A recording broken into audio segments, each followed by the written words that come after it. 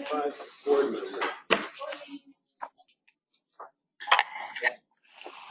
All right, call to order the meeting of the Aspen Fire Protection District Board of Directors meeting.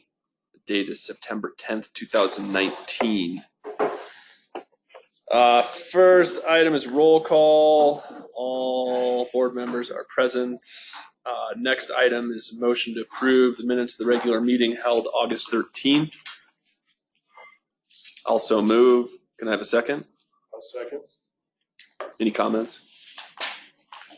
It looked good to me. Anybody read The it? minutes from the 21st. I'll tell you that. That's the special. That was our work session. Keep it.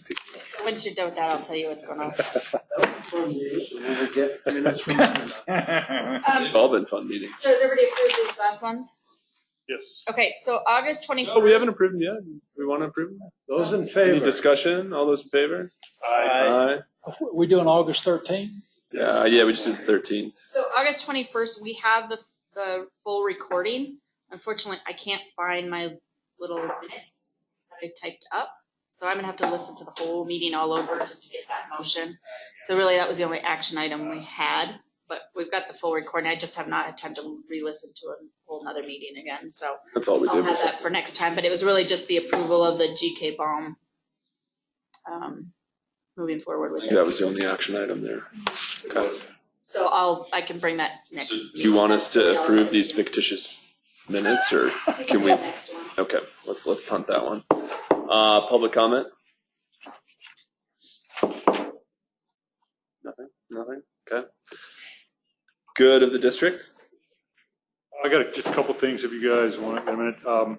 Tomorrow is our annual 9/11 ceremony, memorial service. Honor Guard will be posting colors again as usual. We have several speakers. Rabbi Itzhak, his last name right now, will be speaking. Bindle? No, it's a different one. Be here tomorrow. We'll be doing a regular thing on 9/11. So if you can make it at noon, it starts sharp at noon. It'd be nice to have you guys here. You'll be here. I'll be here dressed up. It's always it's always very solemn ceremony, but I think the public really appreciates us doing it. Freshmen will be served. Good of district-wide, just mentioned this, fire restriction call. We have one every Tuesday with us and about 90 other agencies or different people in agencies. No fire restrictions for our area, our county at all that I'm aware of.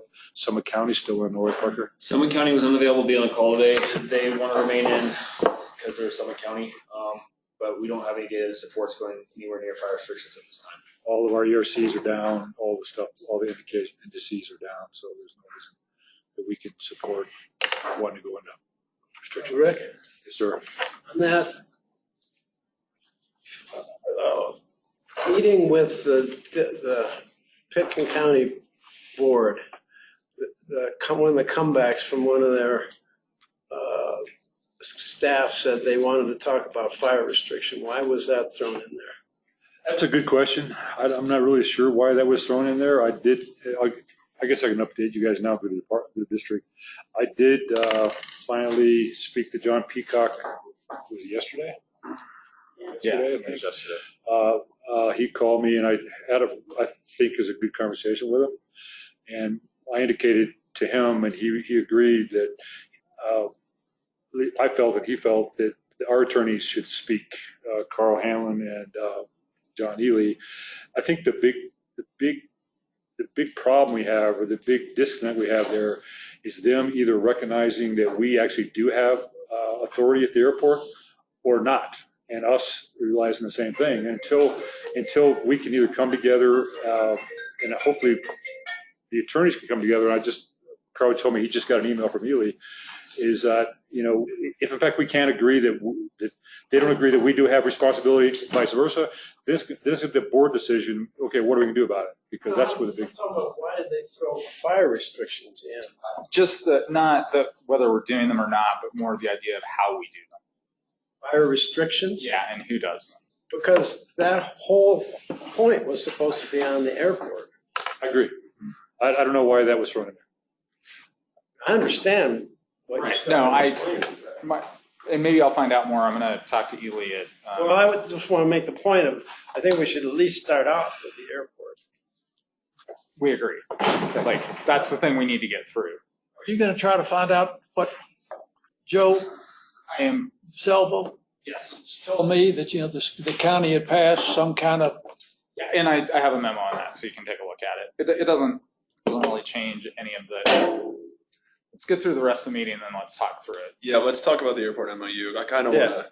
I just meant I didn't understand why that was thrown in there since you brought it up.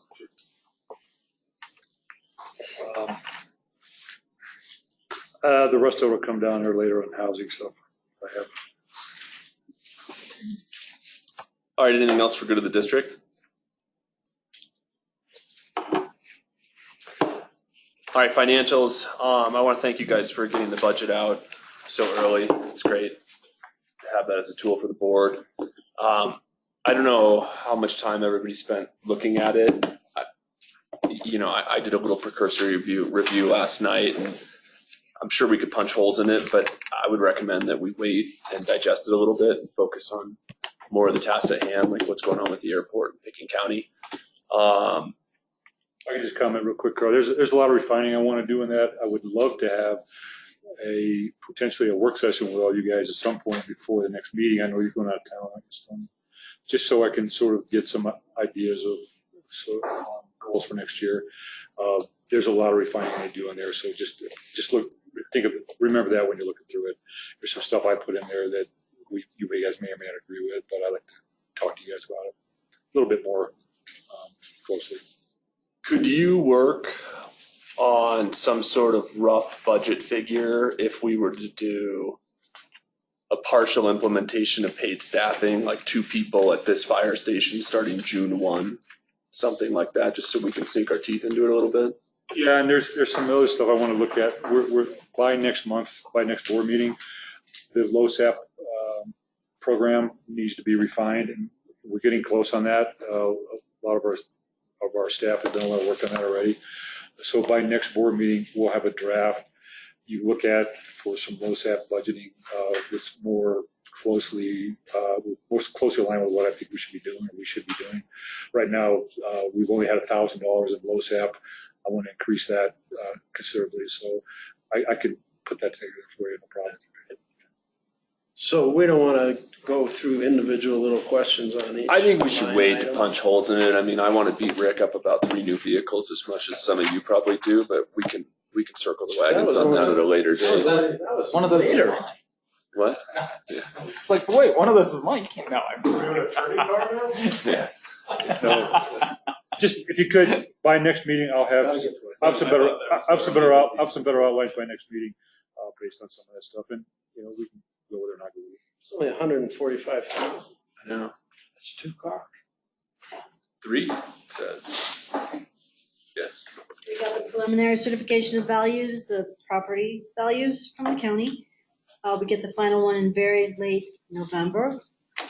Based on that, for operating revenue income, it's gonna go up about $640,000 It's going up. From what? last year? from last year. That's outside of our mill increase. Just, Is that appraised or actual value? It's based on the appraisal. Oh, you mean our income? for operating. I'm sorry, yeah. How much was that figure? 640. 640? 640,000 more than 2019. Rick, Oh, when you is that, So is that's like 10. does that include, the housing funds and all those funds? No. Outside Just of that. our general, just the general fund? Operating revenue, general fund, which housing and everything is a subset of that, okay? We only have 2 real funds as far as the mill levy is concerned. The general, with all the sub funds, and the debt service fund. Okay, so what you're saying, that the funds other than the debt service are going up 640, which include the capital acquisition, the housing fund, and all of those others. valuation of our properties went up $300 million. Man, it's new But that, what? But she's not just talking about, operating funds. She's talking about all of our funds except the debt service fund.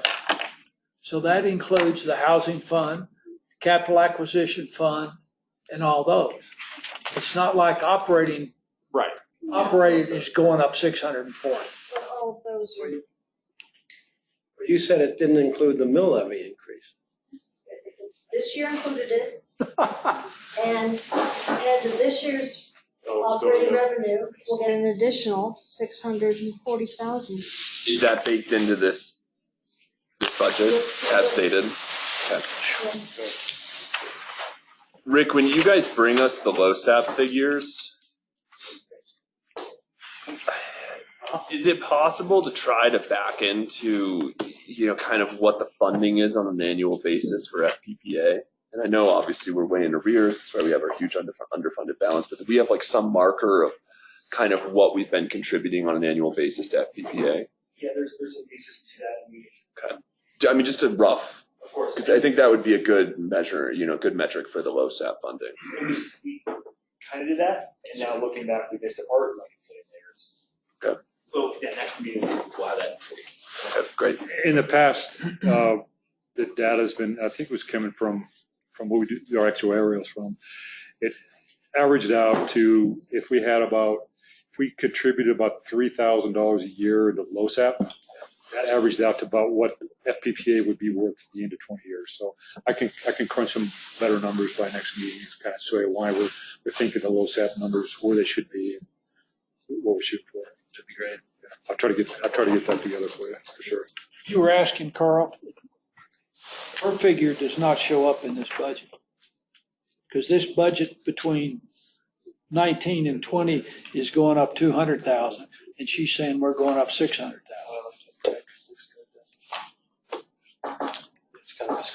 Looks really good. Okay, so we will circle the wagons on the budget. We should set a work session for it. Rick, how much more time do you think you need for fine tuning and the other items on there? Should we do a work session for before the October meeting or afterwards? I mean, I think we should kind of focus on our dealings with the county. And then we should try to hack away at the budget, but I don't want Dennis getting upset that we're once again getting into October and dealing with the budget. Kind of what we do, isn't it? Yeah, I mean, I wouldn't know it was fall otherwise. Yeah. Without the annual Dennis. I think that we will be. I think we can get honed in on where we're at with the county issues. With the general discussion tonight, and then I don't think it'll take us more than 45 minutes to really, it's really about just making sure that we understand that we're all on the same page in terms of talking points and message. So I think between those two things, I've got a background memo for you tonight. That'll give you something to chew on, I think. So I don't think it's going to occupy a ton of your time. And I think we can block it into 45 minutes and tie it in with a work session on the budget if you would like to. Yeah, so Stoney, are you back October 4? So should we maybe do a work session? Are you out of town at all around then? I'm back the 4th as well. I leave the 20th. How's October 7 for everyone? We could do, that way we could hit the budget and we could talk about the MOU. And then we have because we're basically going to lose that board meeting on the 8th. Because that's going to be a joint meeting with BOCC, so we're going to lose. Well, you're going to, no, because you're going to be meeting with the BOCC sometime during the day. I think it's at 4. Oh, did they get us scheduled at 4? So we're gonna lose our board meeting. Yeah. So it could be good to have a work session before there, and if there's any other items that we need to go through, we could do it at that point as well. Yeah. Why don't we schedule a work session and schedule the regular meeting? What time? 3 o'clock? What is that? What time football practice starts for you, so you can get out of it? No, that's when my day for supper. I'm good for 3. 3 is good for me. Mondays are actually good days for me. Nikki, could you please send out a calendar invite for us? Yeah, let's just do 3 to 4:30 and try to keep things concise. What day are we talking about? October 7th. Nikki, let's notice that as both a work session and a special meeting so that we can take action on any action items. 3 o'clock? Yeah. Then we'll need to notice the regular meeting at 4 o'clock at BOCC. Oh, okay, so that'll be we're considering that regular meeting? That's because it's on the regular day. It doesn't, I mean. Yeah, I mean, that's gonna take, I just want to. let's try and hold that work session to an hour and a half. So let's just try to be on point. We're gonna do BOCC budget. More time to wait for the traffic today. We didn't talk BOCC tonight. Yeah. Carl, do I have to notice Yeah. we're doing work session and special, or am I just doing a special? You could. Because you're going to put a time if it's a special, so they know what time. Yeah, just call it a special meeting at 3 o'clock. Okay. Okay. Board member comments and action items. Community outreach project. I think Dennis wanted that put back on the agenda. Well, I wanted to finish the discussion. Did we decide to do it or not do it, and were we going to select from the 4 we had? Well, so I spoke to Rick at length about this.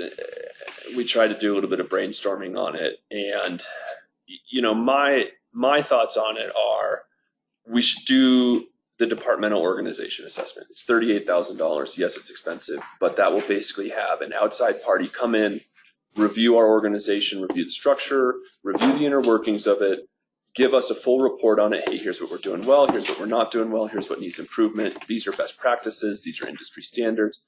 It should give the board an excellent tool with which to understand our organization. And from there, if we decide that we want to do the community outreach project still, we'll at least have a great reference item on some of the hot items that we're going to put out in this survey. I think that we're going to get that assessment back, and it's going to answer our questions, and the community outreach is going to become a moot point. Is my guess on it, but I will add Last time what. we talked.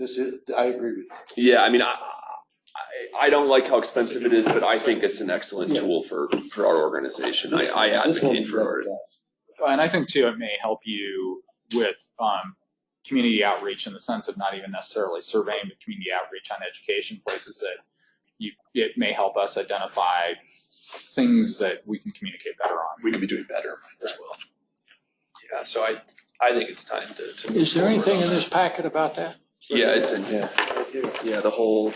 And I read it last night. I reviewed it. I mean, How did you come up with that particular organization?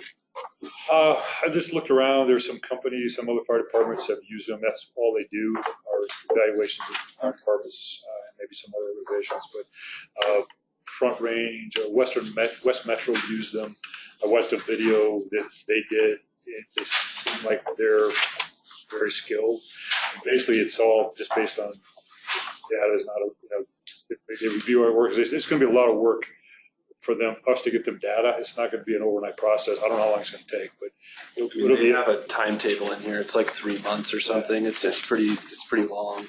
They're probably the most established organization to do this type of work in the fire service.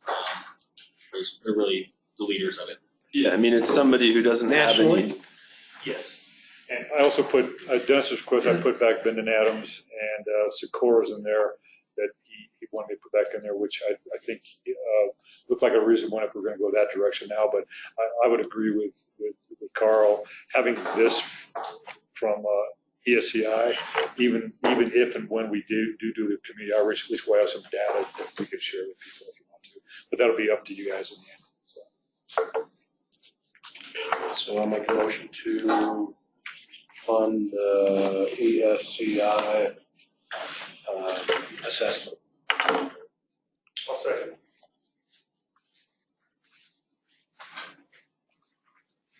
What do you guys think?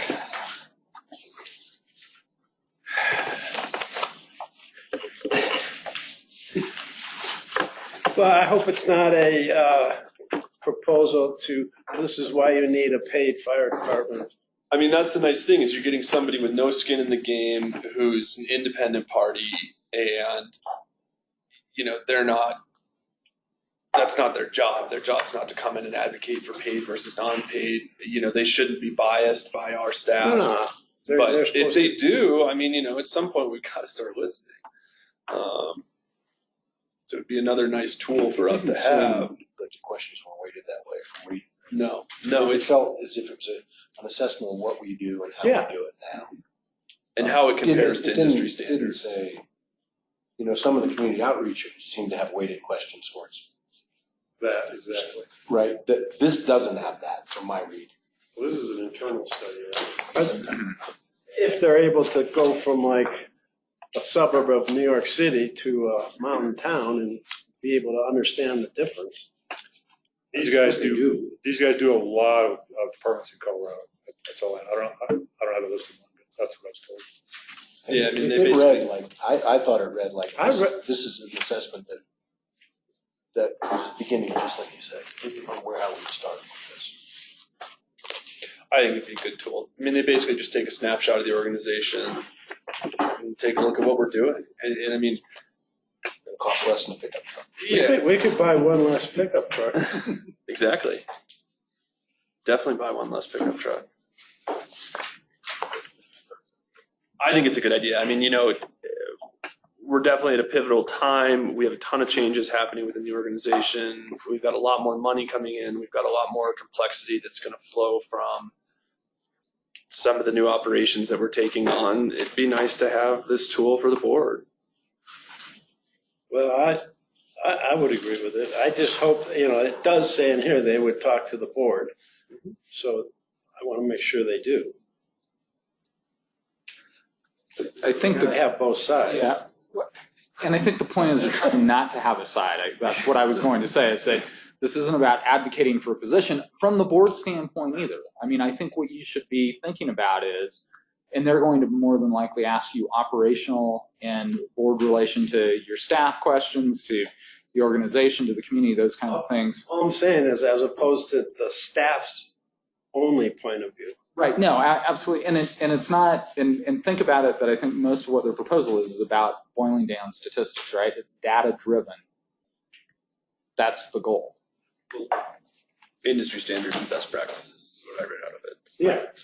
Which comes out as, I mean, how do you evaluate those? Yeah. And how are we doing? You have some data points, so that's, I guess, what I was saying. Well, I would be for it. Stoney, you're very quiet. Yeah. Yeah. I'm kind of like with Wobbs, but if it's independent, and I think they're going to have a hard time being independent, but maybe they will be. But we'll have to evaluate what we get. And I don't think you can. I don't know. You can't. I don't know these folks, but you got to always watch what the source of information is and how they gather it and what they do with it. Right. No, and I think that always is it. I guess the one thing that I would say is that for everybody, and it's easy for me to say this because I don't have any, there's no, I'm not the board and I'm not operations or anything like that, but is to take a look with an open mind at what they produce, right? I mean, I know you're kind of assuming it's going to say something and you're not going to agree with it, so you're going to discount it. And I guess what I'm suggesting is if that's what you're going to do with it, then it's a waste of money. If it doesn't matter what kind of data you get, as long as it doesn't say what you want, that is, one of the struggles that we see in government pretty regularly on all levels right now.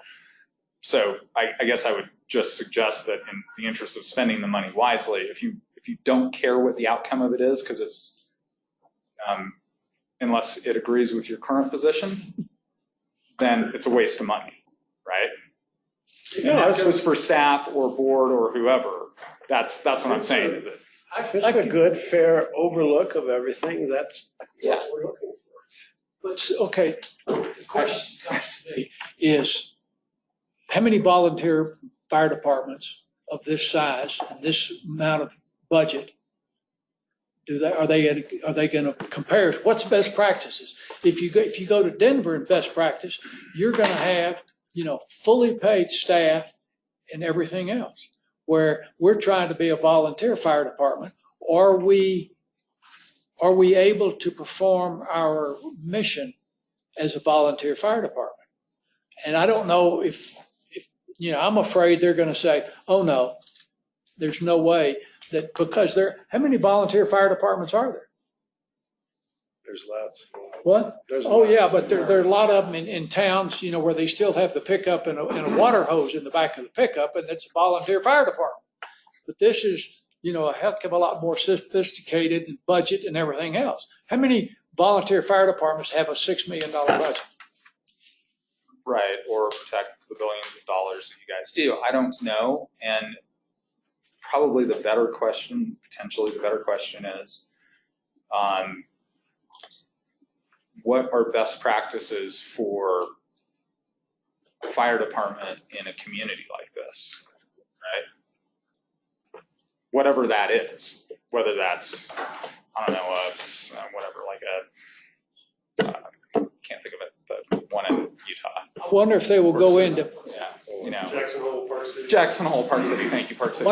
Wonder how many communities like that have such a,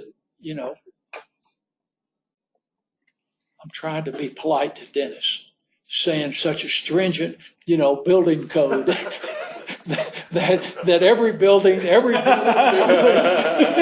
is sprinkled. I think that's accurate, but that's where I'm saying is that I think that you just, they're going to, and you can talk through with that when you're talking to them about how they evaluate what best practices are.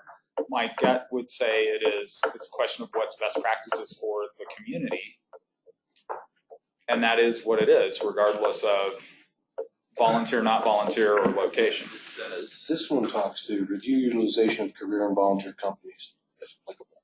So that's a component of the review, and it could be part of their recommendation. But that's what we're trying to figure out.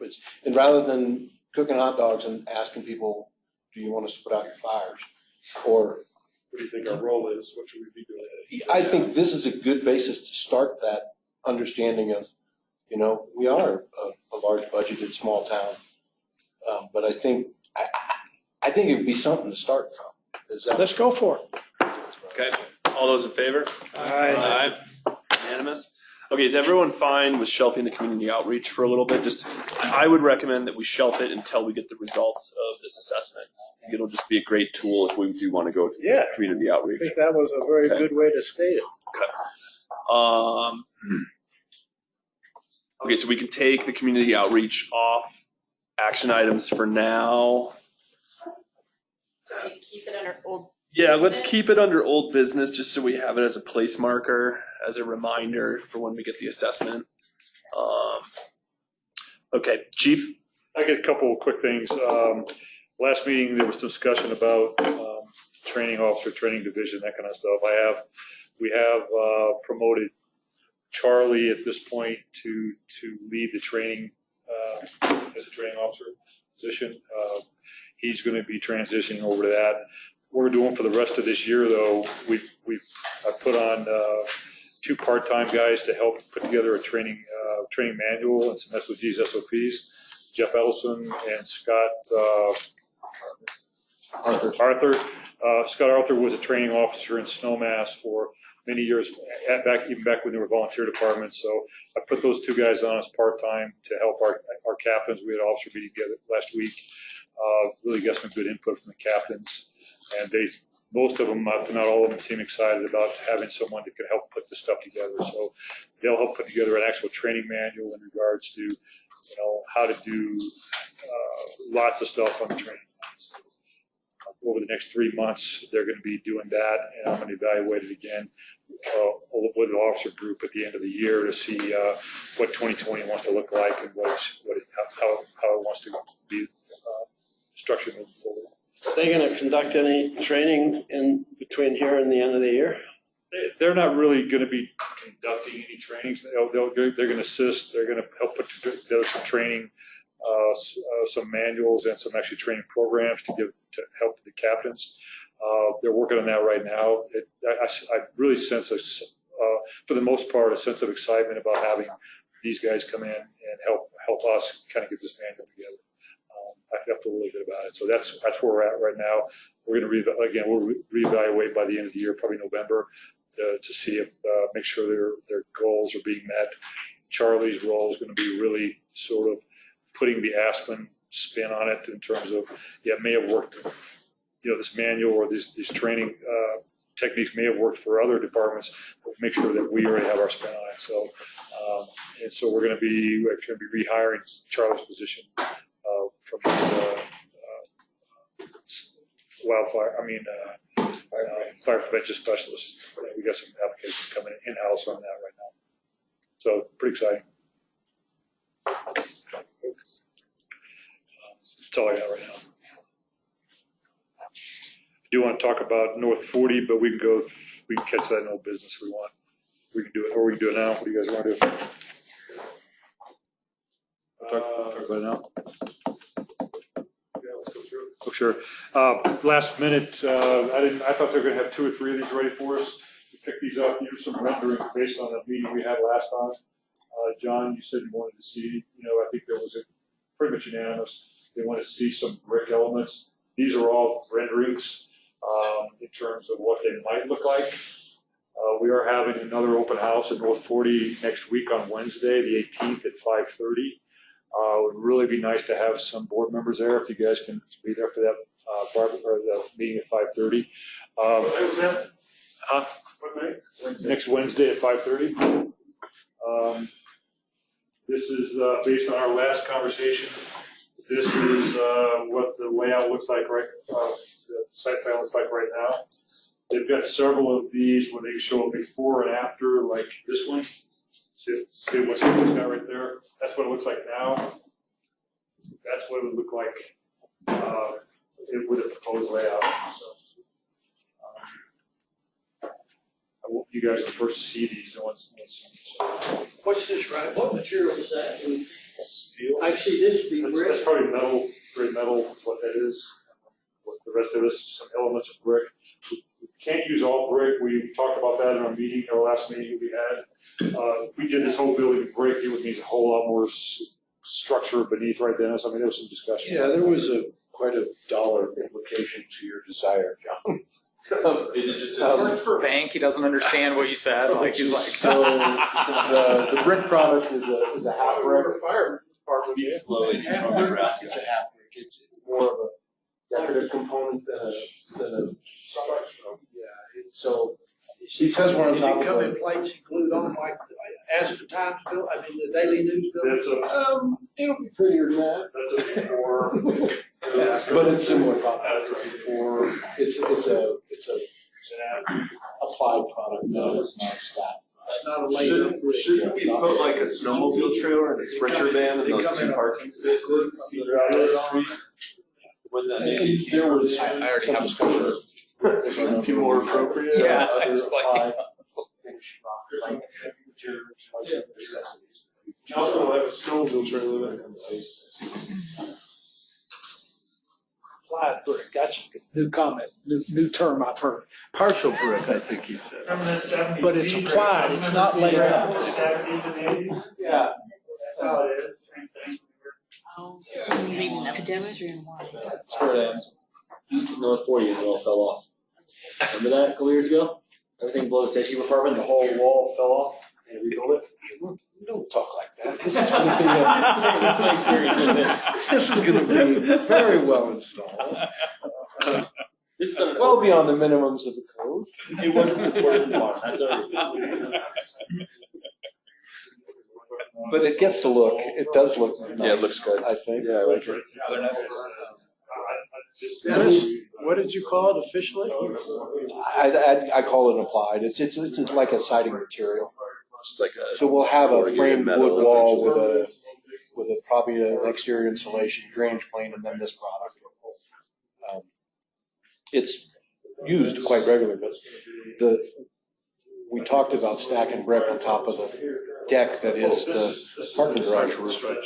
And there's a lot of load to, and the costs that we came up with originally, which we were all kind of skeptical of, were from a one-page bid process with Bloom, right? So he's like, this is a lot of money. And so to upgrade the structure and to upgrade I think it looks to the great. material, Coming from the bus, the bus stop. when we first talked, it was like $500,000. And so this material is lighter, so the structure probably remains the same to most any other siding product. And hopefully the cost won't be astronomical. Is there anything the housing committee needs from the board? No, I mean, the architects are working on floor plans. We're working on renderings for another outreach. We've decided the site plan. We pretty much are full speed ahead to, this is what we're gonna build. This is mostly what it's gonna look like. The room layouts, we are finessing. And then the next step, I think, is Chris to drop a package with the county that will sit there for a little while until they review it. And then I imagine we'll go and pitch it to the P&T. Allison, please note that we have put in the infrastructure for a daycare facility if deemed necessary. Everyone can stop.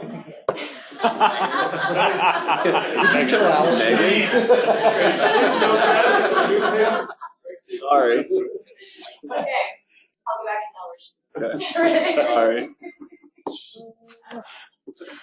Do you read, please? Allison's got a conflict. Okay, good. So we sent, just grab a couple of those. Is this the firefighter calendar? You don't want to see that? Yeah. No, you don't want to see that.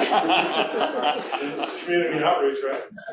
Yeah, so we sent these out to everyone that lives in North 40, all the property owners in the agency, all the businesses in the agency, just for this next date. So grab however many you want to go ahead about the friends, colleagues.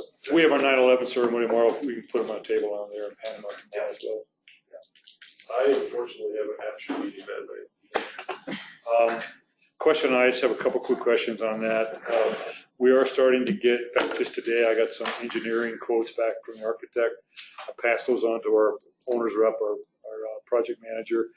What level of involvement do you guys want in that? Is it something that I can go ahead and make the calls on without coming back to the board and those kind of things for as far as engineering, MEP and that kind of stuff?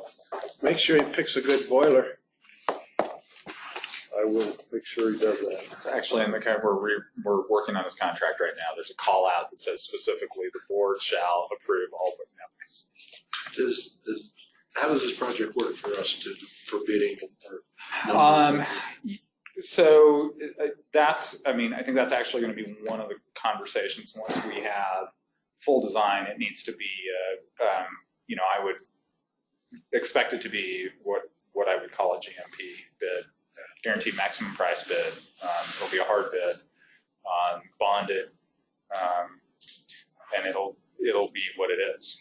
I suggested we pre-qualify the contractors before, so that we don't have 80 bids coming in for people who aren't qualified. Yeah, and so, you'll run through very similar to what, I would expect the bid process to be very similar to what we do with any other, government entity, which is you're probably going to have a pre-qual of some level, and that's going to be working with your owner's rep, deciding what that should look like, experience, size of project, bondability.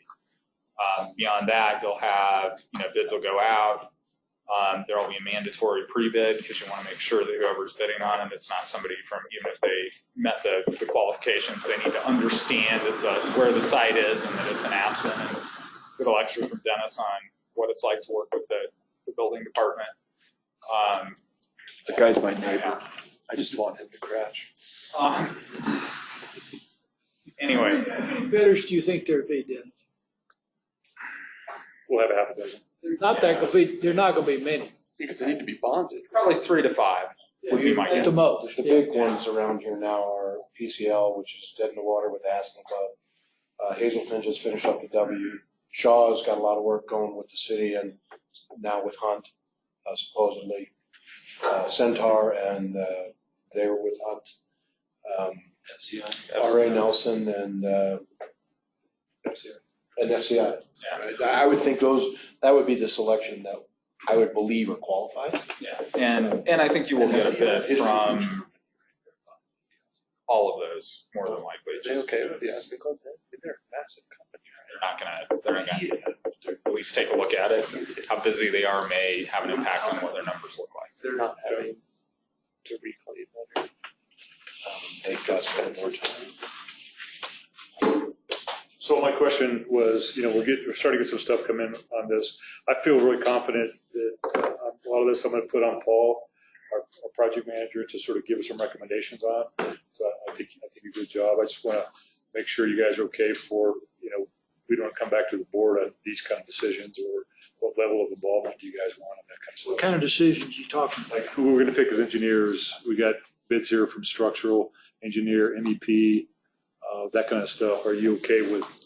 I don't want anybody that built this building.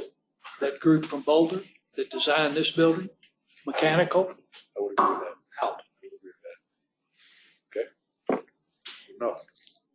But usually I thought the architect, the lead architect selected these folks and that was part of their team or something.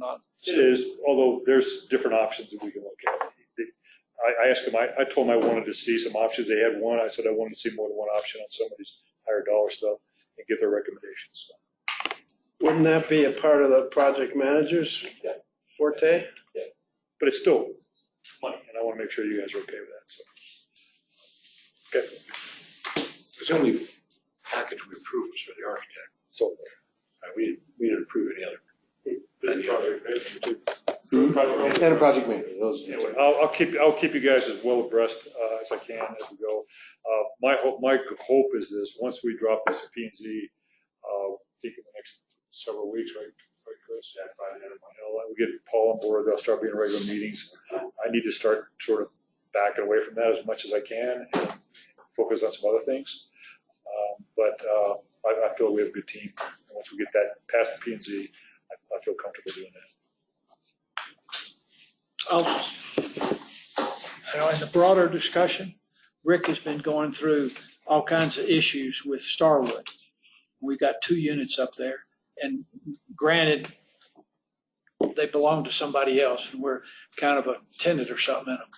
But when we go build 18 units, we're going to get into the, housing authority business. And there's nobody in this room right now, or, Rick can't do it. We're going to have some place in the budget, to have a person on staff to run the housing authority, just like the daycare authority, the housing authority, parking authority, The liquor store authority. And, I suggested that there's some, there are a few younger members that have children that want the daycare. There's some senior members around here that would probably like for the district to get into an affordable liquor store out there at the same place. So we might need a person to, handle that business. If we're going to, how many businesses we're going into? I was just saying, how many businesses are we going into? I don't know. There's no quoting Stoney unless it's been fully vetted and approved by the rest of the board. We could do an assisted living out there too. We could. We have retired firefighters. Assisted living. Physical therapy. All right. Okay. We could also have a mental place. We could As have long as we're still on closed North off 40. unit. All right, we are. Sure. I just have one last thing on that, if you don't mind, Carl. At the last meeting, Stoney mentioned something about why were we going full steam ahead with North 40? We did pull up some minutes from the February meeting. It said there was a discussion if the board was open to buying property or should the community continue to focus on building actually North 40. After much discussion, the board directed the committee to focus on North 40 project. And if there are funds remaining, then further discussion can be had about other options later. So there was another one later out of that, but I couldn't find it. But that was basically where we the committee, got direction from this board to focus on North 40, just so you know. So, But did it say in that report to maximize the number of units and the square footage? That was my objection. There was a discussion, but I couldn't find those meeting notes, but I don't remember, where we said that we wanted to maximize the number of units we could get in the thing. I thought when we started this, a year and a half ago, we were talking about 10 or 12 units out there. I think we have a responsibility as a public entity that we own the ground, that we house as many firefighters, first responders, people on our site as we possibly can. And I live out there. Well, I'm just saying, I thought we could build a less dense place, larger units that firefighters, they would be permanent and they would more likely. Stick around. What? Stay there. Stay there, as opposed to, building everything we could and cramming these guys and their families, in everywhere. But how many square feet are the 3-bedroom units? 1,400 to 1,500. They were Birthday? 3-bedroom, 1388. If you're at my place, that's still like, that's roughly how big my house is, so, Certainly not small. It's 1388 to 1602, depending on there's a couple of sites. 1600. And how big's the chief's house? My house is 1645. Thank you very much. Right. much smaller than I'm moving in from now, but I'm willing to sacrifice. So anyway, that's why Rick brought that up, because I told him I didn't remember us telling to go to, all the units we could. That's where we are. And I'm sitting waiting for the bids to come in that we can build this many square feet of housing and 15,000 square feet of underground concrete parking at our number. We all are. What? Yeah. We all are.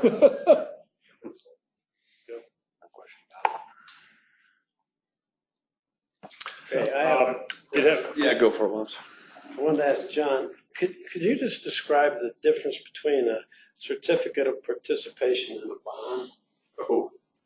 Oh, not really, no. I'd have to ask Bob on that.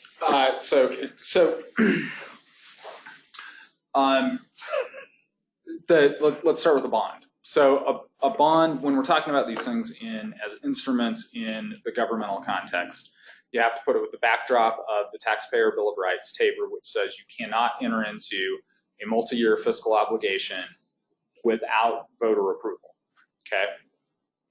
So keep that in mind as a backdrop. When we're talking about a bond, essentially you are pledging a revenue stream in exchange for the money up front. And typically that is when you use, the most common examples when you might bond a project is like you're going to build a bridge, something that doesn't inherently, you couldn't use that thing for collateral. It just wouldn't work, right? Because who wants a bridge? So you pledge some other revenue stream that you have, usually tax dollars, to pay for that. When you make that pledge, it is typically a 20-year pledge, and there is, you have certain bond covenants that say you're going to pay it, you're going to override if you have to make sure that there's sufficient money. You usually have a ratio of about 120 on that to support and pay for that bond. That instrument is voter approved, and it's a multi-year fiscal obligation that there is no out for you as the government entity other than fully defaulting, and you'll never be able to borrow money again as a government entity. COPs, certificates of participation, are typically used when you have something that has collateral value. And a housing project like this is a great example of that, where it has value essentially to the lender separate and apart from the revenue stream. It could be, you could take that collateral and resell it if the organization defaulted. The reason that's important is that what defines or differentiates a COP is that it is subject to annual appropriation. Every year you will appropriate funds to pay that, right? You could say, we're not going to. And then much like your personal house on a mortgage, They come in and they take the collateral that you've pledged. On the, on the bonds, we're just talking about a revenue stream and there's no collateral associated with it. So, like a COP, I guess we're talking about a COP, but what's the benefit to us to do a COP? COP is that it is not, because you didn't go and ask the debt question, you only asked the revenue stream question. So it does not require, Colorado courts have held it does not require voter approval to issue a COP. It's not, because it is subject to your decision to annually appropriate those funds or not, even though there's a consequence to that, it's not a multi-year fiscal obligation under TAPR. And so a lot of jurisdictions use it as a tool because it tends to be a little bit more flexible on things like a housing project. It just tends to be the thing that's. There is. COP is a slightly higher rate. COP is slightly higher, so you're going to pay, some range of basis points higher than you would on a bond. The interesting thing is that right now those two rates are really close together because they've been used a lot now in Colorado. So when I was doing COP issuances in, say, 2000, the rate differential was a lot higher than it is now because nobody was super comfortable with it. I mean, we're still only 10 years into the TAPR world.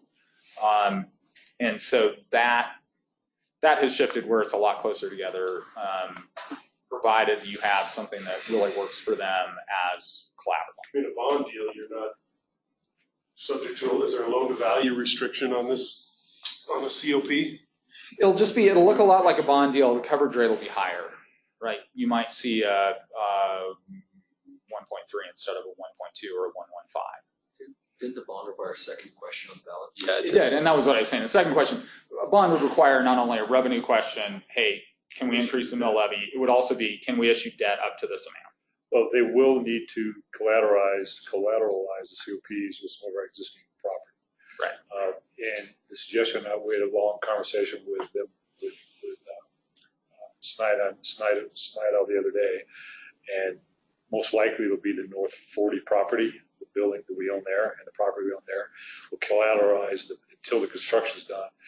He suggested probably over like 8 years, and 8 years it'll shift all the way over to the apartment value of what we're building. Well, and there's also they're not built yet. Until it gets built. After it gets built, then it's built. Right. Yeah, a COP frankly feels a lot more like what you would do to borrow money on your house, right? It feels and tastes and operates a lot more like. Yeah, we've already crossed this bridge. So anyway, that's the difference between the bond and the COP. All those financial statements we got, to me, the amortization looked exactly like a bond. They absolutely do. The differences is in kind of the background of it is collateralized and it is subject to annual appropriation, and that's what distinguishes it. Frankly, that's the only thing that distinguishes it from a bond. The new companies, GK Bomb's going away. That new company, Tierney or whatever is going to be September 30th or something. So our contract will actually shift to Tierney October 1st. Yeah, they just merged with some. They will be putting some of those what they're selling. They're still calling them bonds when they sell them, right? No, they issue them as COPs. Anyway, they will be issuing. They'll be holding some aside for our local area. I don't know how that works, but in case anybody have local institutional investors, sometimes the banks, sometimes other institutional investors will want to. They like to invest locally in their community, and so they'll take out a piece of those COPs when they go to a public issuance. And additionally, that October board meeting is when they were planning on coming here to sort of finalize that whole. We've given them most all the information they needed in terms for the other attorneys. Have you talked to those guys? Yeah, I actually got an email from Tom Peltz at 5:06 tonight. So we're going to talk tomorrow. Tom and I will be able to hammer through this really fast. The schedule we talked about, the meeting, the conversation of the day was to come at the October board meeting to finalize and get you guys needed basically vote on it so they can put them out there for sale. That was going to be the October meeting. I mean, honestly, it's not going to take us that long to do that. I mean, we can do it at the special meeting. I mean, if you guys are, I'll be comfortable with the documents and we'll have vetted everything before they get to you.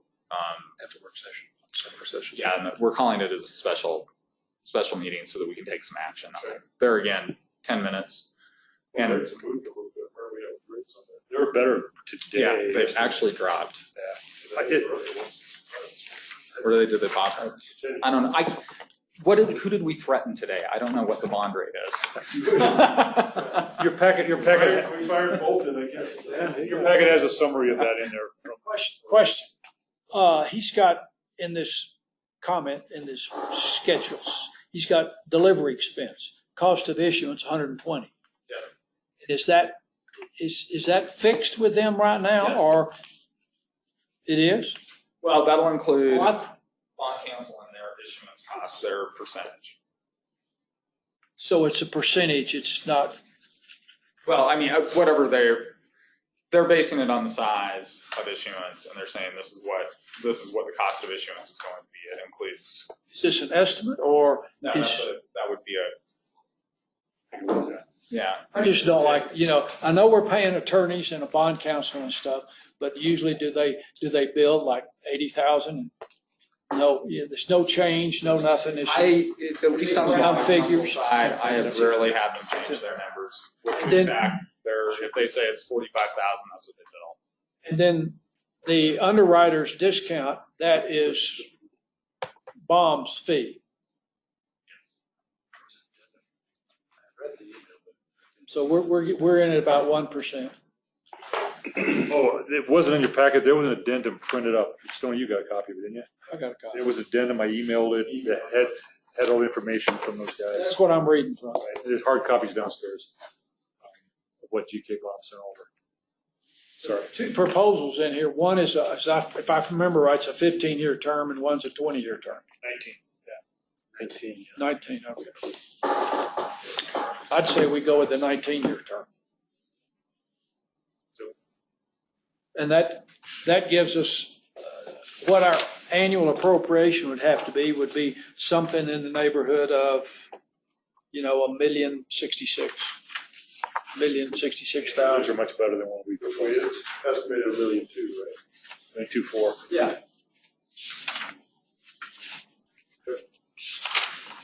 Yeah, the 15-year, it would be up at $1,250. It's relatively inexpensive money to keep for an additional 4 years. Be my take on it. I'm being really politically correct about that. It's really cheap. All right, any other comments on this? Move forward. If the board approves the resolution on October 7th or 8th,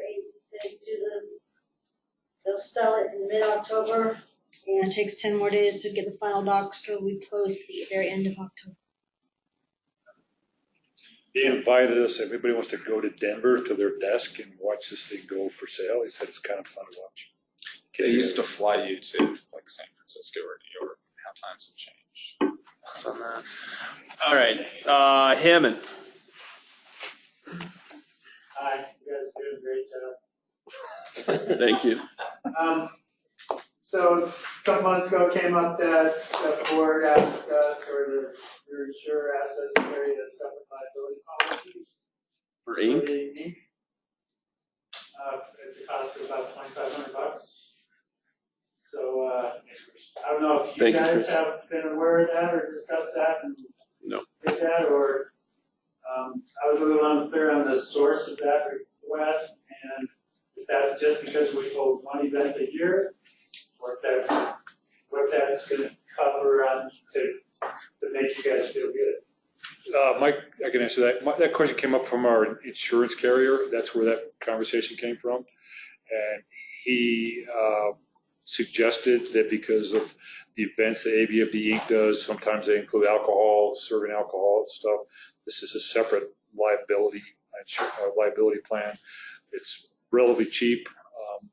My suggestion would be have AVFD carry this plan, but my other suggestion would be that it's okay, we can make a donation to AVFD Inc. to actually cover that cost if you guys like. Yeah, I mean, can we just increase the stipend? They It don't goes get to a them? stipend. There's no stipend. Maybe a donation. The donation. I think, our insurance carrier is at Moody, right? Who we talked Yeah, and it also It because. could go either way, but it's just an extra layer of coverage in case something happens. So the band member falls off 4th of July, and, whatever happens. Or the, How many millions? I don't remember. and it also because AVFD is doing activity within here. We have meetings here after our operations meetings. It just helps to cover everything as an umbrella, just so we're covered in all. I would say do it. I'll make a motion to fund the liability insurance for the AVFD. A second. Mike, have you guys had to incur that expense already for this year? I do not believe so. Okay, so the first time you guys will have to pay that out will be next year. So if we increase our budget line item for that, you guys will be covered. Yeah, the timing really doesn't matter to me. It doesn't matter You guys- the first of the year. Okay. It's already And the happened. policy is not in effect yet. We haven't, They wrote the policy for July 1 this year too. but it hasn't been started. Well, how much, what's the coverage? 2,400. No, that's the cost. I'd have to pull it up. I don't have it. I mean, is it 10 million or 2 million? Pull it up. It came up around the time of talking about the 4th of July stuff, and it never kind of got tabled until now. Yeah, so the timing really doesn't bother me. If you guys, what's your budget start?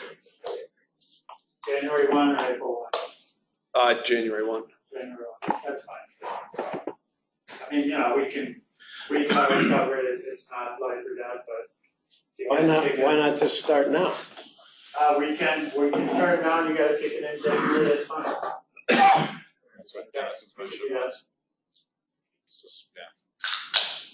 Or what's your slush fund right now? How many millions in your slush fund? Well, mine is a pickup truck. I mean, we're still in the red on the capital replacement study, so we're still working on those slush fund figures, Mike. Just so you know, it's about 10 million. Okay, good. So it's a good policy. We appreciate it, and whenever you see fit to do that, we would thank you. All right, all those in favor? Aye. Okay, unanimous. I second. Anything else, Mike? Do you want to model those shorts for us a little bit? No, those are custom. I do have one thing reporting to AVFD. We had a meeting the other night, discussion about the Christmas party, if I can bring that up. I should have brought that up earlier, but I'll bring it up now. There was a meeting discussing where it wants to be. The Caribou Club has offered us a really good deal on doing it there. Mike, I think the show of hands was pretty much Yeah, it's unanimous. pretty unanimous. It's Yeah. gonna be at the food this year. And I've Nicely wanted to go to this party done. for years now. I don't know if I can really go. It's going to be, Why can't you go to the Boo? Okay, well, And They have the we'll have, best. They have such good People food. in there. I've never been to that place. You've never. Oh man, you should go eat there. They have the best food in town, John. it'd be Saturday, December 7th. So the first weekend in December, So good. Saturday what? December 7th. I haven't finalized the number, as long as they don't go more than Melville's was my goal. And I'll wait to see, get back to me what the final number's gonna be. But they sound like they really want to do it. Sweet. Well, tell them thank you. Dancing? Absolutely. And I hear there'll be a cocktail party here before, Mike, is that what I heard? just a little, maybe absolutely make sure. Let's get that insurance before. the Exactly. party. Yeah, no kidding. Right. All right, anything else, Mike? Okay. All right, let's jump into the airport MOU. I'm gonna get two things real quick. Take one of those, pass around. First one is just a little bit about what we talked about in general on fire restrictions, background information, not to chat about right now. Second one is background information on fire districts, FAA, and the county. Carl and I had a conversation earlier today, so if you want to just jump to the fun stuff, it's at the back. And I do have this labeled privileged and confidential, so it's not a public document. about what the probable things are that are going to come up in discussion about responsibility on the airport. And really, as we were going through it, and I have somebody on my staff, Richard, I think you guys have met him.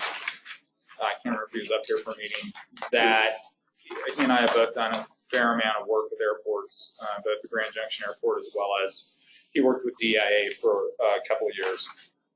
So you start with the premise that as a fire district, we are obligated to serve, and there's an AG's opinion on this, Attorney General's opinion in Colorado. We are obligated to serve in our district if we have the equipment necessary to serve, right? So you start with the basic premise that everything in the district other than public lands, we are obligated to serve if a call comes in. So when you start with that, that underlies everything. And then you plot this airport, which is subject to a bunch of FAA regulations, specifically CFR 13 CFR 139. You'll hear a lot of people talk about, because of CFR 139 or Part 1, or what they will call Part 139, we're exempt from everything. Well, that's not exactly true. So Part 139 lays out that there is federal preemption to the extent that it directly conflicts with state law as to certain issues. It also lays out things like what is the response capability you have to have as an airport, and gives you the ability to rely on local resources and actually the expectation that you rely on local resources to provide that response. So by way of example, because of the number of flights and the type of flights, right now under Part 139, essentially on the tarmac, ASE is required to have one ARF truck that can be on site in 3 minutes and spray, I believe it's 6,000 gallons, right, Parker? I don't know roughly. It's 3,000 or 6,000 gallons of foam. That's it. That's all they have to have on the airport. They can rely, and on their 2015 airport emergency plan, what you'll refer to as an AEP, they identify AFPD as the primary response agency that's going to show up and fill in to take care of all those other things, right? You got to extricate people, you got to finish putting it out, you've got to transport, all those things.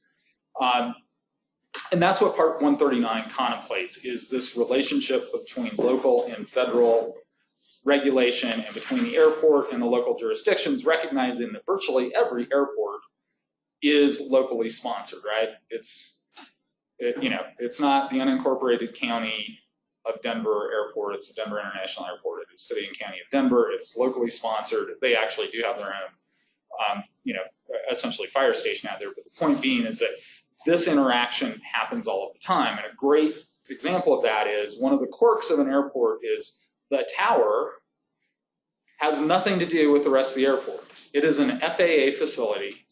And in fact, we have an MOU dating back to the 80s saying we will show up and put out the fire when they catch on fire in the tower, because they are a separate entity from the airport. The tower has always been, and every airport is that way. Towers are their own thing. So we have a responsibility to serve. We have a responsibility underneath the 2015 AEP to serve. We have an agreement with the tower to serve. So we have a responsibility to go regardless. So the areas that you're going to hear people talk about are, oh, well, maybe, but Pitkin County is a home rule county.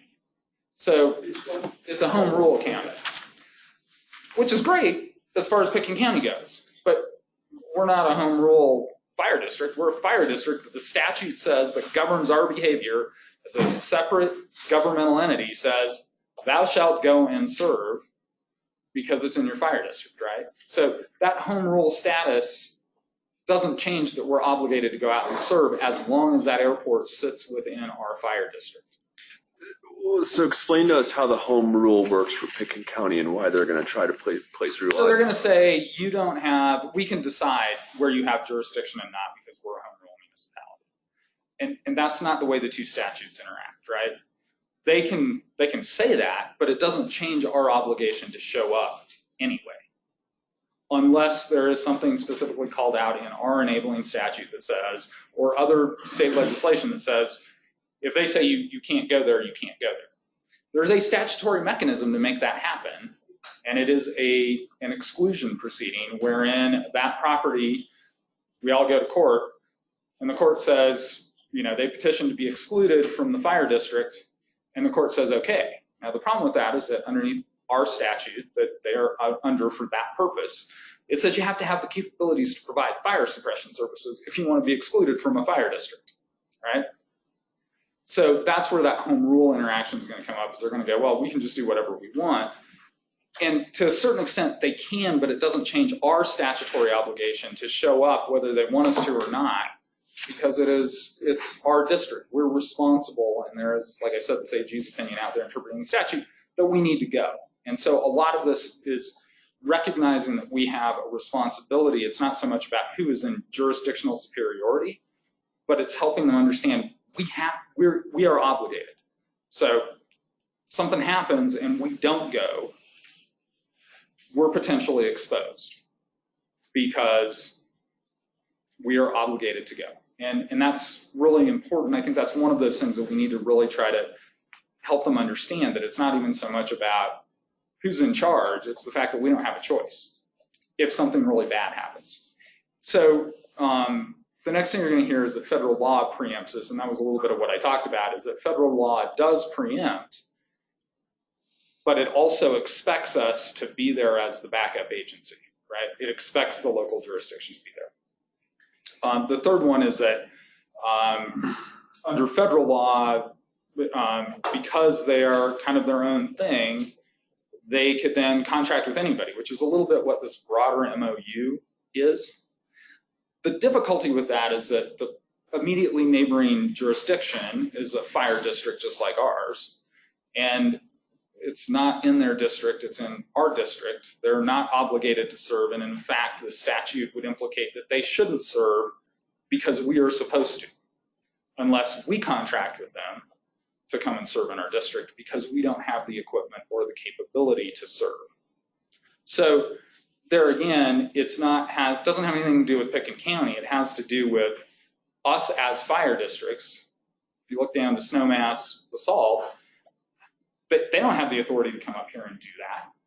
So it's not so much that ASE can't contract with them, it's that they don't really have the authority to contract with ASE because it's in our district. So there again, if they want to do that, they would need to petition to exclude themselves from our district.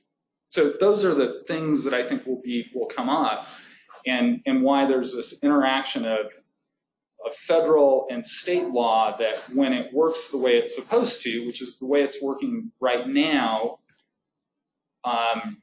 with the exception that we need an MOU that just kind of puts the bow on it. I mean, underneath their AEP, what they have filed with the FAA describes exactly how it's supposed to work. We're the responding jurisdiction. We're supposed to take control of those things that we have the skills and the ability to take control of. Hazmat, fuel farm, structure fires, and then after initial attack, everything out there on the tarmac, because they don't have the resources to do that. That's the way it's supposed to work. And I will tell you, working with other airports, that's the way it typically works. Well, so why do we need to have an MOU if we already have the flying with the FAA? We already have agreements in place from the 90s that state what The are. agreement from the 90s probably expired, and really we were just trying to update it. You'll remember that both they and us started a process about 4 years ago of trying to make sure that our mutual aid agreements were up to date, our IGAs were up to date. And in fact, for their update, what should have been an update in 2017 with the IEP, or not the IEP, EAP, sorry. We should have had an updated MOU with them at that point, or IGA on response and command and control. So that's where we're kind of running into this problem of really understanding that the MOU that they proposed actually doesn't even have us, even though we are obligated to respond, doesn't have us in incident command structure at all. So is that really what the sticking point is on the majority of this, is incident command? No, not really. I mean, the fact that part of it stems from that is they've taken out in their mutual aid agreement, they've taken us out of the incident command structure. And it says very clearly that they will make final decisions on anything operational happens. That's where I have a big problem. I mean, we jurisdictionally, we have to be included in that part of the process. In my opinion. And again, I started this off the meeting. I did have a great discussion with Mr. Peacock yesterday and suggested exactly what Carl is putting together is that, and you said you got an email from their attorney. Yeah. These guys need to vet this stuff out before we go into a meeting, or else it won't be productive. Yeah, and all I'm trying to do is identify those big issues. I'm going to talk to John about them, but you know, a lot of this from my perspective, and it runs to the incident command question, is that we have to be there, and if we have to be there, then we all need to understand that we need to play a role in deciding what happens with our resources, right? It's in our district. Well, I mean, it's got to come down to safety of the citizenry and safety of the firefighters. Absolutely. And it seems like that's the point that's just getting missed in this whole thing. And I just don't get it. Right. And that's where I think the 2015 AAP, I think, does a pretty good job of describing what should be happening. And frankly, the MOU or IGA between your local jurisdiction and the airport should really reflect exactly what's in the AAP. And I will be real honest with you in my dealings with FAA. I don't think that and I don't think Part 139 would, you know, the response times available from a different agency would simply not meet the requirements of Part 139. Yeah, and I mean, we have a fire facility 500 meters from the terminal. You know, how does it benefit the citizens to utilize a different fire district? I think the key thing there too, Carl, and everybody, is we are under what I believe to be true. We are obligated. We have to go. Other jurisdictions do not have to go. If they have a major wildfire, a major event going on in their district, they can choose not to come. We cannot choose not to come. That's the difference. So part of the ICS, the command structure thing is if we're not involved in the decision-making process, we have to live with the consequences out of the way because we have that responsibility. And I think, and going back to the home rule part, because that's always been a sticking point, I think it's written in state law under home rule, there must be recognition of state law. Home rule supersedes. Well, it does. Well, what it is that, and it only applies to them, right? It doesn't. Home rule doesn't apply to us. It applies to them, and it allows them in certain instances to chart their own course without reference to state law. That having been said, it doesn't change our obligations, and they can't change the special district statute. There's one thing that could happen if we chose to do that, and that would be pretty much like if there's a major wildfire. I, as fire chief, can delegate authority to an incident command group to come in to run a wildfire. Just because I delegate authority doesn't mean I delegate a responsibility. If something happens, I am and we are still responsible, but I'm delegating you as incident commander of a wildfire, a type 1 or type 2 or type 3 wildfire management team to run this fire. I will give you my goals and objectives that you must meet, but we can delegate authority if we chose to, but I don't see that happening. I mean, that would be an option. If we admitted, you're right, we can't handle this, we can delegate authority to you, you guys manage it, we'll show up if we can, more or less, right? To me, it seems y'all are talking about our responsibility to show up. And I don't think there's a question there. We're going to show up. It's the problem lies in when we get there. What the heck? What are we going to do when we get there? I mean, we got 6 trucks sitting outside the gate. Right, and that's exactly why I say it's so important to, and I'll talk to John Ely about this, is to understand that that we're going to have to do that. And so if that is in fact the case, and we all recognize that we're going to have to be the response underneath the airport emergency plan, then we need to view this broad-based MOU that they did and send it out all the way down to Glenwood, which I got to tell you, Glenwood is not going to respond. You know, it doesn't make any sense. It's an hour and 15 minutes for them to get here, assuming there's no paving projects, right? That broad base, we don't sit in the same position as every other jurisdiction. I appreciate their desire to have an MOU with the other, or a mutual aid agreement with the other jurisdictions. They sit in a different place than we do because it is within our fire district, unless they choose to exclude themselves from our fire district. And I don't think that would be a great idea, and I'm not suggesting that, but it's just we have this interaction that even federal law contemplates will work together and be the primary response agency.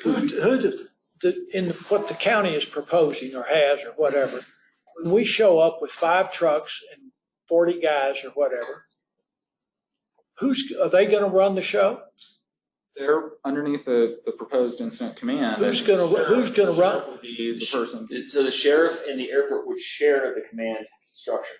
We would merely work. 2 people with 0 firefighter training? 0 firefighter training would oversee, especially when it comes to structure of field farm, we'd be taking direction from people who have no experience and no background in the subject. So that's why it's important that we have a say in how stuff is structured and how stuff goes, because ultimately if something goes wrong with the fuel farm or the terminal, we're going to own that mistake if we're not given a voice, no matter what. If we're going to voice, great, hopefully we'll direct it away, but if something goes wrong, we're still going to own that. Well, I mean, it just comes back to the pinnacle of all this is it's not in the citizens' best interest, and it's dangerous to our firefighters. It just And the public. Why do they say they want control? Well, I think.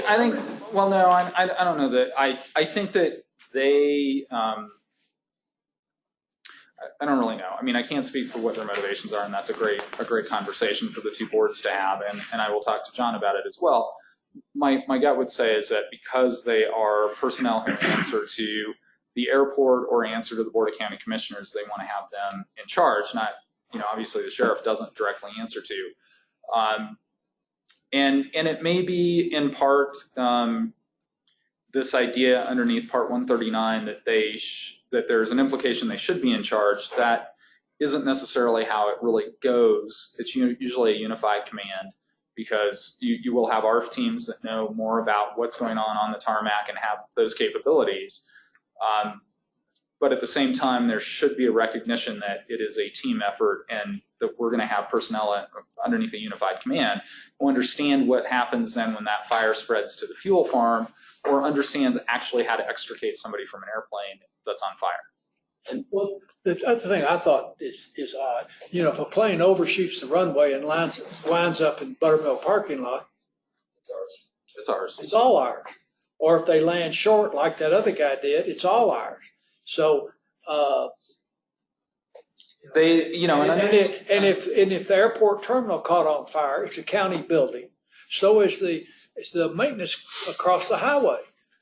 We can't. Well, they'll let us go put that out, but they don't want us to come do the terminal. I think they do want us to come do the terminal, but underneath the direction of their ARF team. Who would be the final decision in option 1 to petition to remove ASC from the district? Who do they petition? They petition the court, and they petition you, right? Like there is a. This works? Mm-hmm. They have to petition for exclusion.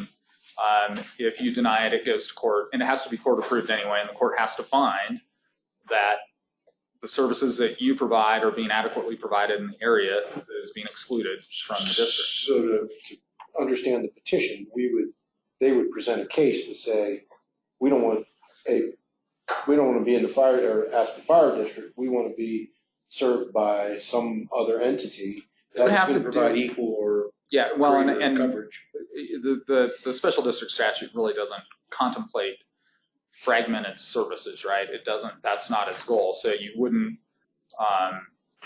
They would literally need to be able to provide it on site. Like it would.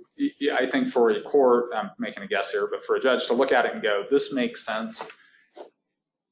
They would have to be able to provide all of those services on site, right? It's not going to be. You're not going to have an island of the Carbondale Rural Fire Protection District in the middle of the Aspen Fire Protection. They'd have to have their own fire department. Right.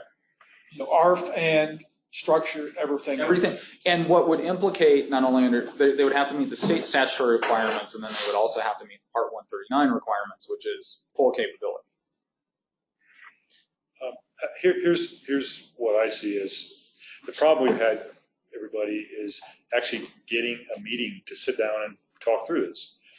as you guys know, we've been struggling with this for a long time. It's been our old business for the last several years. I think partly that's the frustration level that brought you guys to request a meeting with BOCC. But that being said, unless you guys have to summarize this, Carl, unless you and Ely have a discussion that either they recognize that we do have responsibility, but if they do not recognize that, at the end of the day, that we can do what we want, we don't care what you say, then it's going to be a discussion, decision between you guys and the county commissioners. Okay, we don't agree, they don't agree, what are we going to do about it, right? Well, and here's the reality is that if you put two attorneys in any room at any given moment, we're going to have a differing opinion. You're going to what? We're going to have a differing opinion, right? So, I mean, I say that with all sincerity, that that's the job of my profession. That being said, I think what this boils down to is that there is, in all of this, and I think what's important and what we want to talk about at the work session and really wrap our heads around in terms of how we present that and talking through it with the BOCC that's important is that there's an opportunity here for both entities. There's not an absolute right and an absolute wrong. What there is a recognition that what we have done in the past is by far the best method to move forward with. The 2015 AEP is the appropriate way to structure this as between our entity and theirs for the betterment of not only the two organizations, but most importantly, the public in general, right? And so I think that's the piece that why it's important for it to be a political discussion. And I don't use political in the bad sense of the word, but a discussion, and you are the elected representatives and they are the elected representatives, and you guys need to come to a conclusion on these things. Because, you know, if our clients tell us to, Ely and I can disagree forever, or if our clients tell us to, we will magically agree with each other. It's, heretofore, you have not been able to have a discussion with John Ely, We have had a tough time connecting before. so you haven't had a discussion. Is there one scheduled? There is one scheduled for either 1:30 on Monday, this upcoming Monday, or 10 a.m. on Tuesday, based on John's schedule with the Board of County Commissioners on Tuesday. Okay, that's good. Yeah, so and this is a great example. What I would say is when you as an attorney are very responsive to your client, we both essentially got the phone call that said you all need to sit down and talk to each other. And so when I emailed him earlier today, he emailed back and he said, you got the same phone call I did, what's your availability? So that's why it's so important to have you guys involved. And it will be nice if if the kids can get along in the playground. Well, I mean, hopefully what we can do is we can kind of exclude these guys from the playground and we can have the elected officials discuss this my goal entirely. Absolutely. with the premise of let's focus on the citizens and safety, not on who gets to declare what and who has a bigger stick. I mean, that's what all this is boiling down to, is whose authority, who has more power. And it's not one where I've been trying very hard to frame it not as who's, you'll hear me talk a lot about we have a responsibility to respond. I'm trying to avoid that conversation about who can exclude the other, because that doesn't benefit anybody. It is, and that's why starting a few months ago, I started pressing you guys on this is a political conversation. Is the best sense of the word. Is the fire ban just so that DeSalvo can get in the room as well? I have no idea. That's my guess. Yeah, and that way DeSalvo gets into this thing and he can try and run the room. To go back to Carl's point, that existing AEP from 2015 and goes back. That's, like you said, how it talks about a unified command, people who represent each area, because everyone has responsibilities. We should work together towards that, and so that's the document we should shoot for, is inclusion, not exclusion. And the new one is definitely exclusive versus the old one, which is more inclusive. Right. And it runs counter to the FAA documents, right? It runs counter really and frankly, it runs counter to what's going to happen in a major incident, frankly. So from my standpoint, I would like the documents to reflect what will actually happen in an incident. Additionally, we have the luxury of having a couple of incidents over the last year or less. A fuel farm incident with a major fuel leak, a structure fire call at the tower. So we've got a couple incidents we can actually look at as an example of what if it would have really went wrong. Are we going to have another meeting and discuss this? Yeah, that's the work session immediately the day before.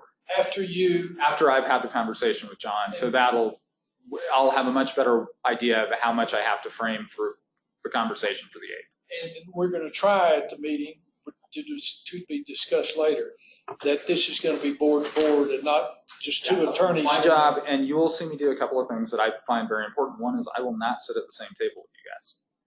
I'm going to make a point of sitting in the audience, right? Like, this is a political discussion. I shouldn't be at the table. And John will be at the table. You know? He's usually there. Right. No, and that's, but I it's one of those things that. Is it here or there? It's there. And it's one of those things, I'll be available to you guys if you need to, but I like to make a point of, this is a conversation between two elected bodies. I'm a hired gun. Are we guests at their meeting? Are we Yeah. on their agenda? We're on their agenda. So the chair will be Poshman, and that's. Yeah, it'll be Posh, yeah. I just having trouble figuring how conversation's gonna be. You know, I mean, we'll have a presentation, they'll have a presentation, I'm sure they'll have opinions. They'll have all that background. I think what we work on is more than likely if Carl's going to open up and talk about a little bit about our goal for being there, which is the interests of the public and how do we best do that. And we really want to focus on this idea of inclusivity versus exclusivity. And that in our mind, the 2015 AEP was really a model that we could be working off of that makes a lot of sense. And also, I think recognizing that while it is great to have a mutual aid agreement with Glenwood Springs if they'll sign it, they're not going to be there in time to really respond. So let's really focus on who's going to be there and how we best serve the community. Can you get us a copy of that 2015 AEP, please? Thank you. And keep in mind, there are parts of that 2015 that do need updating. There's a certain, and it goes back to the original, that original one was 2005, I think. There's certain parts and laws that were in effect in 2005 that changed since then, such as wildfire responsibilities. So there are certain parts that do need updating just to reflect current. The AEP? Yes, as a sheriff is in charge of all wildfires in the airport because in 2005, the Oh, right, yeah, the the sheriff was, special right. district part wasn't there yet. I think it's important to understand that I think part of this anxiety with some folks is because of the ASC visioning process. There's a lot of conversations back and forth with that. I did attend one of the safety meetings I was invited to come to. So that's where some of this is being driven by, I believe. Now, I just did get a notice 2 days ago that they're going to have a live burn out there at the airport with a fuselage that I believe the press release says that we were invited to, but we weren't invited to. So, yeah, I spoke to them. So it's more of a dog and pony show, which is great. I think that's fine, but. That's art. So they have a show and tell that Thursday afternoon between 3 and 6 p.m. It is their folks doing the showing and the telling. It's not supposed to, they told me they're not including outside agencies. It's just basically their training that they invited some members of the public to. What's ASC Vision? They changed one of their ASC Vision meetings so these people can go look at this. So it's all fine. There's no problem with it, but it's just interesting that the press release says they're inviting all the other fire agencies, but in fact they're not. That's kind of strange. I was told directly that it's them, no one else is there. The press release is. Okay. Whatever. All right, everybody, I've got to excuse myself. I apologize. I think we're there. And that's why I said I just wanted to give that background and talk through some of that stuff. Hopefully I'm not horribly, I didn't sound horrible in the paper. You at least didn't call the reporter the wrong name. BFF, one more quick item. I kind of don't. What do you need? Starwood. Do you want to talk? I mean, I'm meeting, Stoney and I are going to meet with those guys. I'll leave it on that. Yeah, I think we're set for the October 4, I want to say, in the morning, so we'll handle that. I mean, I guess we should bring that up real quickly. I mean, we haven't met with them yet. I don't have a determination, but I think that they're going to come and ask us for the same rent program that we were discussing to them with the volunteers, where we were going to fund a volunteer housing pool. They're going to ask us to do the same rental charge and then hand the money back over to them so that they can use it to help supplement safety and other items up at Starwood. I personally want to tell them no. Yeah. Thank you. No, they want the money. They want to charge the two firefighters rent. And then they want that rent to go to them to supplement, to pay for, we think, they have hired one of them. Right. They've hired, so they're gonna, they want some income to cover some of their costs. That makes sense. That wasn't part of the original deal. No, it's No. not in the agreements It's a whatsoever. whole new board of directors. Yeah, it's a new board. Just so you guys know, the new lease agreement that is written does state that if all three boards agree to this, then we can do that. We can charge rent and turn it over to them. So it's got to be all three boards agreeing to the project. There's a Metro District Homeowners Association.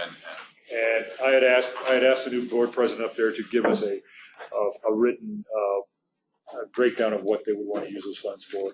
He gave me an email stating a couple of things, but if you guys can meet with him, because that's the board president and their board treasurer, that's great. Then you guys can hash it out. We're just gonna have coffee, so hopefully we'll.